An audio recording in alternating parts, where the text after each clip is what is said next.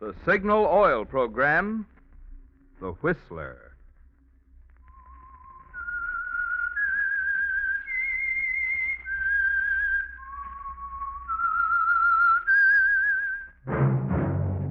That whistle is your signal for the Signal Oil Program, The Whistler.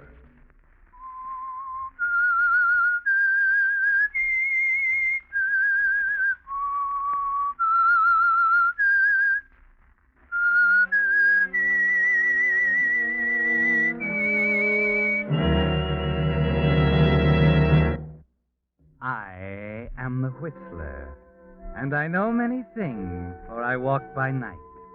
I know many strange tales hidden in the hearts of men and women who have stepped into the shadows. Yes, I know the nameless terrors of which they dare not speak.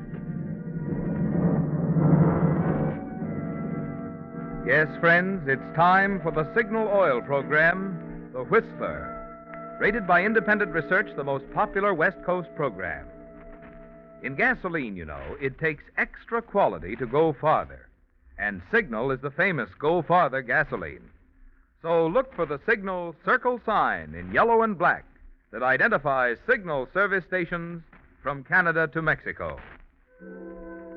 And now the Whistler's strange story, The Deadly Penny.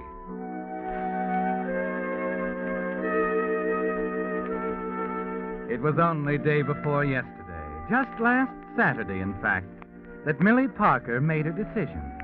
It wasn't a hasty decision, not by any means, for Millie was not the type of person who made hasty decisions. There was a mountain of thought behind this one, long, sleepless nights, careful consideration of possible outcomes.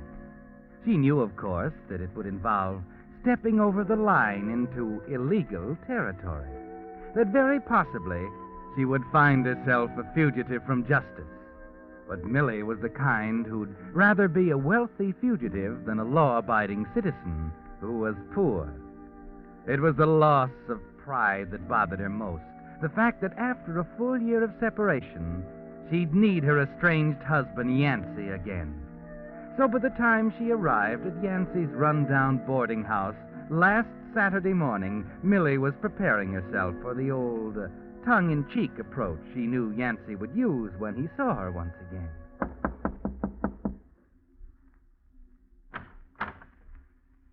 Well, Hello, Yancey. mind if I pick myself up off of the floor? It's been a long time. Yeah, 13 months. I counted them. Well, I see you haven't changed a bit, honey. Thanks for the compliment. It wasn't a compliment. Mind if I come in? Yeah, sure. Sure, I mind. But so what? You'd come in anyway. Thanks. Take that chair by the window. No. Don't lean back in it. That's Mrs. Jolly's best Duncan 5. Oh, wonderful landlady, Mrs. Jolly. She and I have the same appreciation of fine things. The old and the rare, you know. Now, take that dress set. Got it for a song only the other day at a junkyard on 3rd Street. Yancey. Yep. Yancey, you have had a tough time, haven't you? Oh, not at all, Millie. As a matter of fact, I've got myself a new soul. No more worldly pleasures, just the life of the mind. Please don't be ridiculous. All right, Millie. What do you want? It's about you. Yeah? You know, of course, that the divorce business is out of the question. It's not that.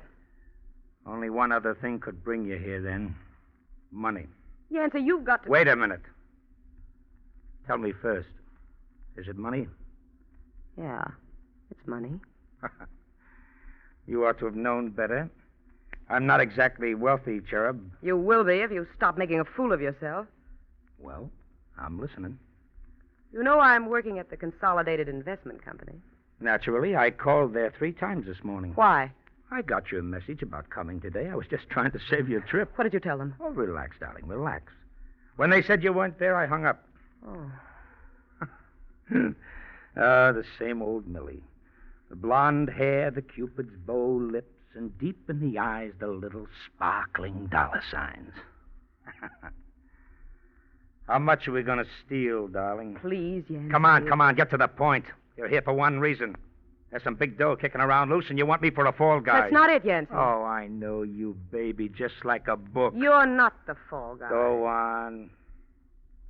$45,000, Yancey. And you walked out on me because you were through with the rackets. Just petty rackets, Yancey. Listen, you know I'm private secretary to Mr. Poole of Consolidated Investment. He has a lot of faith in me. Poor guy. I do his banking. I'm the only one besides Mr. Poole who can get into the safe deposit box in the bank. That's interesting. This morning he gave me $45,000 in negotiable bonds to deposit in the box. I've been expecting it for some time. Mm-hmm. And being a dutiful wife, you want me to share in the windfall. I'm not finished. Last week was the end of the company's fiscal year. Yesterday, an accounting firm finished auditing the books. That means it'll be almost a year before they go through the books again. So what? So now they're through. Mr. Poole won't go near the safe deposit box until next year. Unless I leave, of course. That's why I came to see you. There's only one sure way to turn those bonds into cash, and that's to do it before they're known to be missing and the traces are sent out. So that's where I come in, huh? You have an unusual talent for selling securities without exciting much attention. Touching the way you trust me? I think I can trust you. You're smart enough to know... Yeah, sure. What is it, 50-50? Right, you can sell them in San Francisco. Stay at the Harbor Hotel. I'll meet you in 2 weeks. When do I take off? Now. Where are the bonds? I just happen to have them here in my purse. You've thought this over, Millie? You know what's going to happen. Yes, I know what's going to happen. We could have a lot of fun on $45,000. Just like before, Yancey. Places we can go together, the things we can do. Just like it used to be, Millie. Just like... What's the matter, Yancey? The dollar signs again. Like where they always were in those great big baby blue eyes. Skip it, Millie, skip it. Give me the bonds. I'll see you in San Francisco.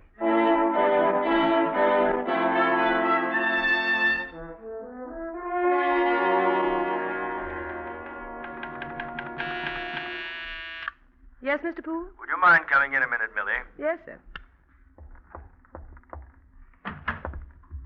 Just get in, Millie? Yes, sir. I was down at the bank. Oh, of course. I sent you down with the bonds. I forgot all about it. I've been buzzing you for 10 minutes. That's quite all right, Mr. Poole. Millie, I don't quite know how to begin. It really isn't any of my business, but somehow I feel quite concerned. Is something wrong, Mr. Poole? Millie, you know how I've always valued our friendship. I really feel quite close to you. That's why I'm taking the liberty of saying what's on my mind. What? Why, go right ahead, Mr. Poole. It's over a year since you left your husband, Millie. Yes, I guess it is. He called here at the office 3 times this morning. Oh, that's nothing, Mr. Poole. Then, why are you so nervous? What? You're shaking like a leaf. Oh, I didn't realize. Millie, you're afraid of him, aren't you? Well, he's harmless, Mr. Poole. It's just that he and I didn't agree on the separation, and, well, he's always hounding me, trying to get me to come back. I don't think he's harmless, Millie. Matter of fact, I think he's rather dangerous. I want to help you if I can. Please, there's nothing you can do. I'm just keeping away from him as best I can. It'll just take time. Oh, very well, Millie. I still think you're being a little foolish, though. That's all I wanted to talk to you about. Thank you, Mr. Poole. Oh, Millie. Yes? I'm sorry. There was something else.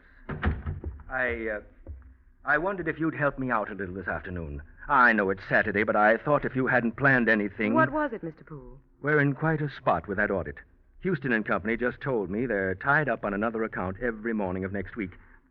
They can't send the auditors over here until the afternoon. The auditors? They were here all last week, Millie. Surely you know them by now. What are you talking about? The audit was all finished yesterday. Of course. I was thinking you were here when they called this morning. Oh, I'm afraid we're going to have to get things ready for the auditors all over again. That's why I was hoping you'd stay. Mr. Poole, what do you mean, get things ready? It seems our books were out of balance by the impressive sum of 1 cent. Do you mean they're going to have to do another audit for 1 cent? It seems silly. It's ridiculous. But it's necessary. Since the auditors are only available afternoons, we'll start Monday by checking the securities down at the bank. And this time, I'm going over it with him. I see. How about it, Millie? Will you stay this afternoon and help me out? I'm sorry, Mr. Poole. I don't feel well at all. I've been working pretty hard. Of course, Millie. I thought I'd go home this afternoon and rest. you don't mind. I'm not such an ogre as that. Go ahead. I don't have to tell you that anything you want is all right with me, do I?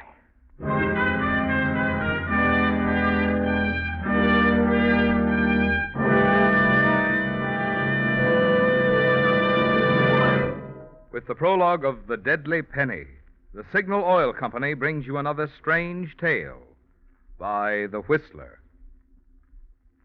At the beginning of these programs, you've heard me say, in gasoline, it takes extra quality to go farther.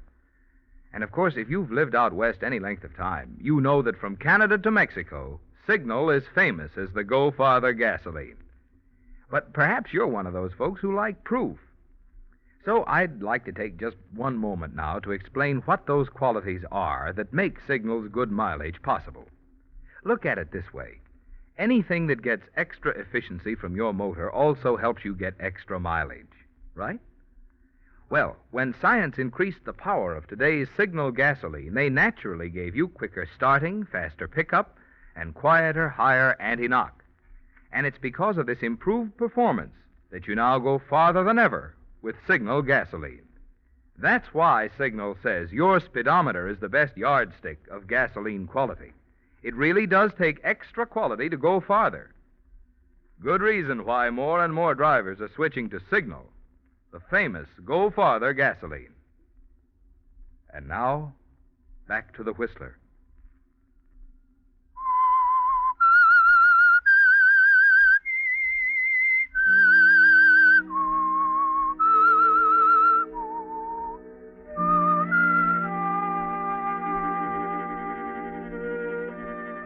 Well, Millie, you weren't lying when you told Mr. Poole you weren't feeling well. His remark about the return of the auditors had pretty much the effect of the floor being suddenly yanked out from under you, and you had to hang on to the edge of his desk for support. The minute you're out of his office, you grab your hat and coat and hurry down to the drugstore on the ground floor. There's a telephone booth just inside the door.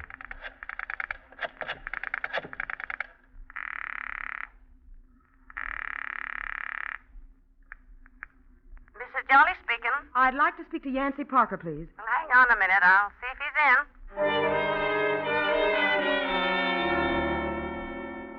in. Your mind is spinning now, trying to grab the essentials, fighting to get through the maze that has suddenly sprung up before you. It's Saturday now. The auditors won't be available until Monday afternoon. That gives you 2 hours, from 10 until 12 Monday morning, to get the bonds back from Yancey and into that safe deposit box. Hello? Yancey? Well, it's my little apple doubling again. In case you're interested, baby, the airlines are all tied up over the weekend. I can't get out till Monday morning. Wait a minute, Yancey. Something terrible has happened. Don't tell me. Let me guess. Listen to me. The auditors were a penny off. Huh? They've got to do the audit all over again. Mr. Poole's going down to the bank with them Monday afternoon to check the securities. What kind of malarkey is that? A penny off? I know it sounds crazy, but it's true. When did all this happen? This morning while I was gone. Well, that kind of puts a finger on me, doesn't it? I better get a move on. What do you mean? Get rid of them today somewhere. What are you talking about? We wouldn't have a chance. They'd know they were gone 2 days after you sold them. They'd catch us in nothing flat. So, what's the other answer? I've got to put those bonds back. What? I'll come over and get them right now, and sometime between 10 and 12 Monday, I'll put them back in the box. Uh-huh. The old dollar signs again. What do you mean, Yancey? Just came over me like a flash, honey. You suddenly decided old Yancey wasn't good enough for their 50-50 split, so you found yourself another boy. Don't be stupid. No, not stupid, honey. Just careful. You've done it before. Please, Yancey, you got to believe me this time. Where can I see you? I'm going home right now. I'll be right over. Thanks, and darling. Skip the darling.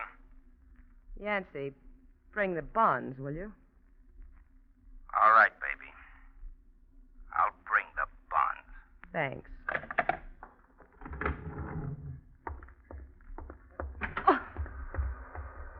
Pardon me, Not at all. Come on, Millie. Oh. Mr. Poole, what are you doing here? Never mind. Come on, get in my car. All right, Mr. Poole.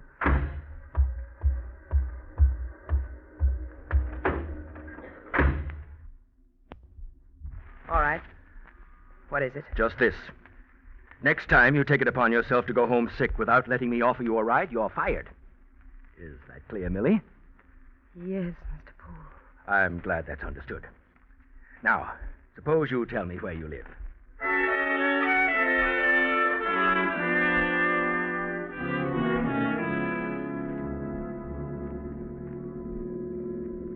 Right there in the next block. You can let me out here, Mr. Poole. Nonsense. Please, it's no trouble. The Poole limousine service operates only on a door-to-door basis.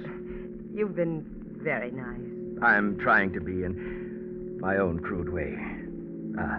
Incidentally, Millie, I thought for a long time that you're quite nice, too. I'm flattered, Mr. Poole. Think nothing of it. Here we are. You stay right there. I'll get out. I wouldn't think of it.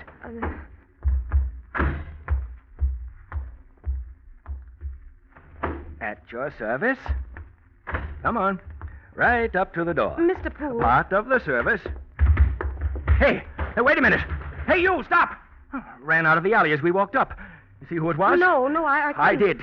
It was your husband. It's nothing at all. He's hanging around all the I think time. it's high time someone did something about him, don't you? You can't do anything, I tell you. We'll see about that. Now, you'd better go in and get some rest. You're a pretty sick girl. You let me take care of Yancy, will you?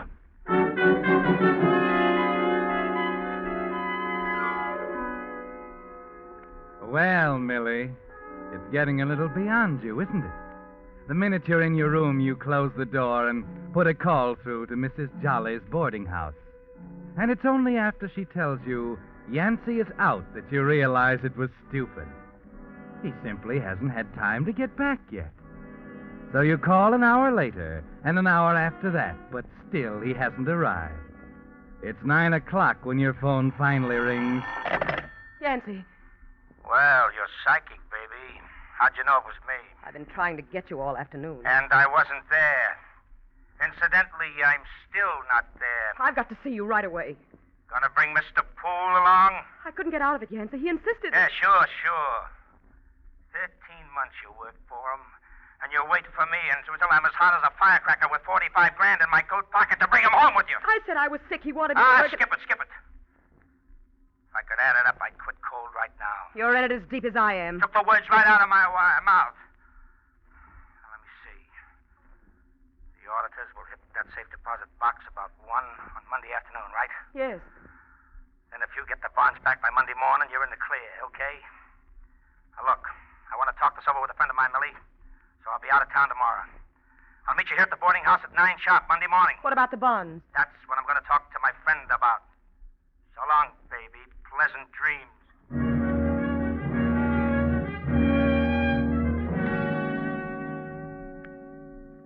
Well, Millie, if you live to be 100, you'll never face another day like Sunday.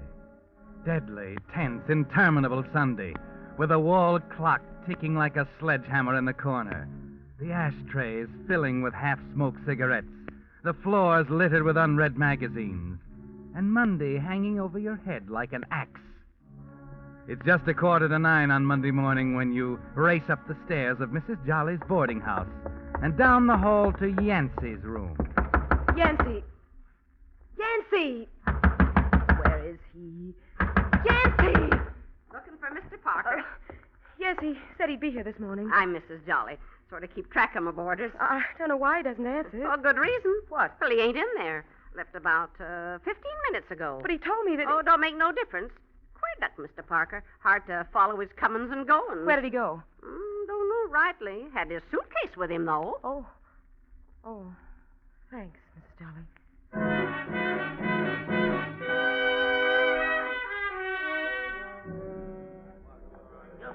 Flight 28, Phoenix, Tucson, El Paso. Loading now at gate 7. Yes, ma'am? When's the next plane to San Francisco? Let's see now. Flight 8 just left. What did you say? Flight 8 just left for San Francisco 5 minutes ago. The next one's at 10. Oh, thank you. Can I help you? No, not now. Thanks. Pardon me, sir. Are you next? Looking for someone? Yancy, Surprised? what are you doing here? Checking my baggage. Oh, I thought you ran out on me. As a matter of fact, I am in a few hours. I was just on my way back to the house to meet you. Glad to hear it. crushing blow, knowing you still don't trust me. Where are the bonds? Ah, but we must be discreet, my child. Suppose we return to my chambers and discuss that very thing. Shall we?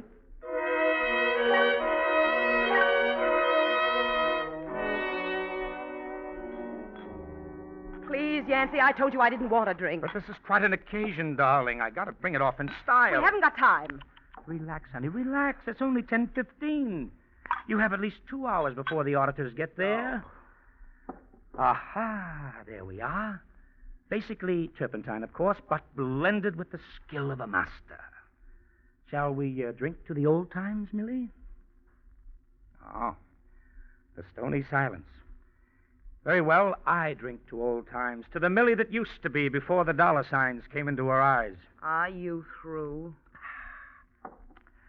You know, it's too bad you aren't in the mood for the niceties. It's quite an occasion, Millie. Where are they, Yancey? Where have you hidden them?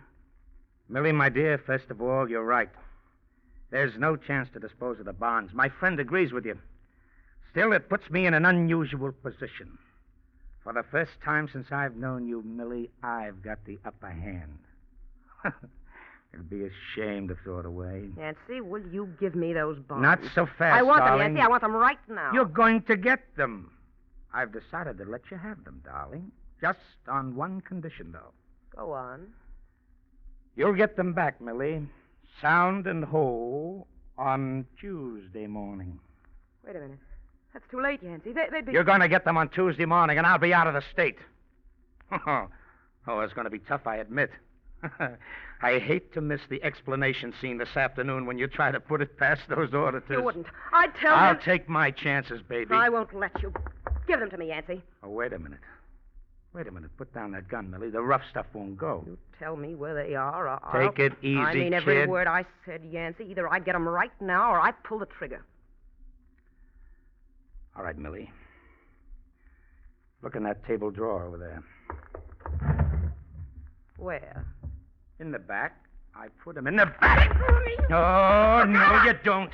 Pull a gun on me, will you? I'll break your arm. Too bad.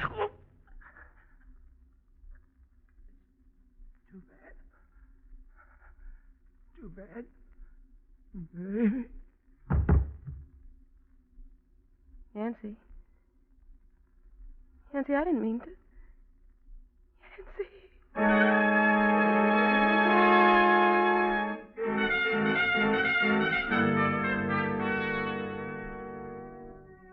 It's too late now, Millie.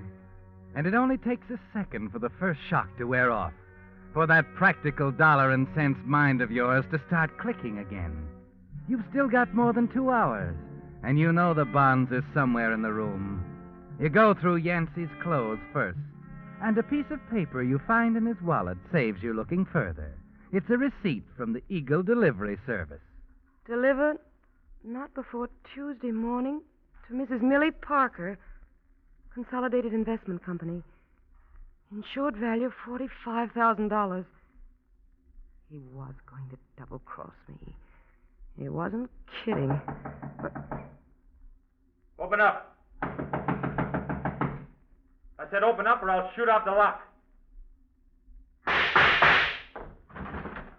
You all right, Mrs. Parker? I heard the shot. Well. He came at Wait me a minute. and Drop that gun. Hurry up. Yeah. That's better. Is it yours? Doesn't matter. We'll check it. You know, this is very funny. I was hired to protect you from him. That's how I happen to be here. Thoughtful boss you got. Cost him $20 a day. I've been trailing you ever since Sunday. I didn't mean to do it. Listen, I've got money. I'll pay you anything you want if you'll only... Sit down, lady. If you're going to talk, you may as well be comfortable.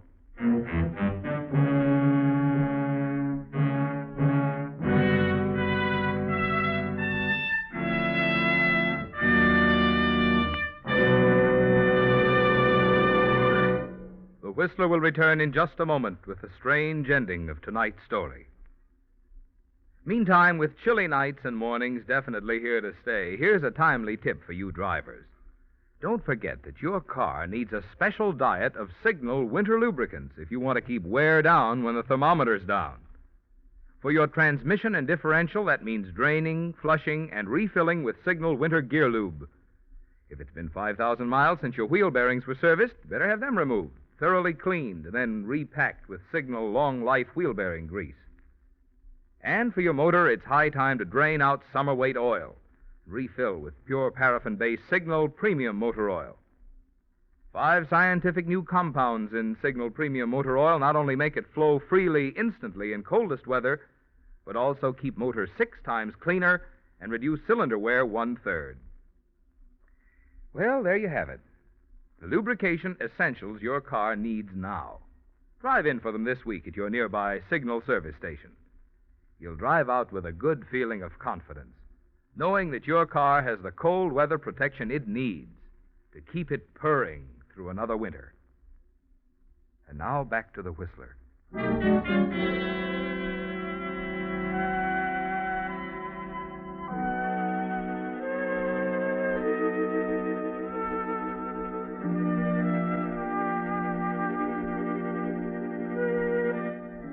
Well, Millie, it's something you'll never forget, isn't it? The awful scene in Yancey's room. Mr. Poole's private detective sitting opposite you, toying with his automatic as you tell him everything. From the moment you decided to steal the securities and sell them through Yancey, until a minute ago when he broke through the door to find you standing over Yancey's body. You watch him carefully as you talk. Notice the interest in his eyes when you mention the $45,000. And there's a foolish, stupid glimmer of hope in your heart as you finish. That's all I know. Yancey hated me. That's why he turned the bonds over to the delivery service marked delivered Tuesday morning. He knew they wouldn't get there until too late. Listen, Mr. Kelly. Trite but true. I'm a detective named Kelly. Mr. Kelly, you could say you lost me back at the airport. I'll give you everything I have. There's a few thousand in my name, and What about it, Mr. Kelly? No. I'm not for sale. Let's go, huh? All right, Mr. Kelly. No, it's too bad, Mrs. Parker. All seems so useless when you look back at it. Guy gets himself knocked off. Beautiful dame goes up for murder. It was useless. How right you are. You say the auditors were only working afternoons? Yes. Huh. The bonds would have been in your hands tomorrow morning. That's a dirty shame. What do you mean? Why didn't you wait, baby? You could have put them back in that safe deposit box tomorrow morning. You had all the time in the world. No, I just told you the auditors will be at the bank today, this afternoon. Not this afternoon, kid. This is Armistice Day. The banks are closed.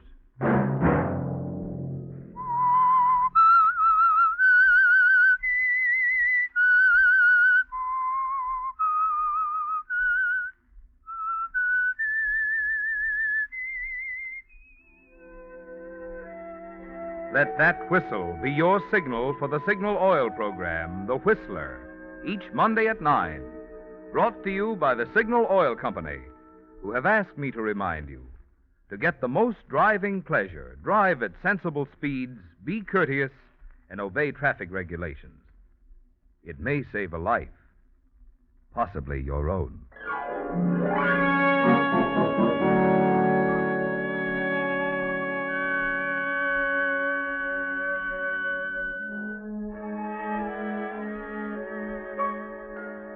Featured in tonight's story were Betty Lou Gerson and Wally Maher. The Whistler was produced by George W. Allen, based on a story by Bernard Gerard, music by Wilbur Hatch, and was transmitted to our troops overseas by the Armed Forces Radio Service. This is Marvin Miller speaking for the Signal Oil Company. This is CBS, the Columbia Broadcasting System.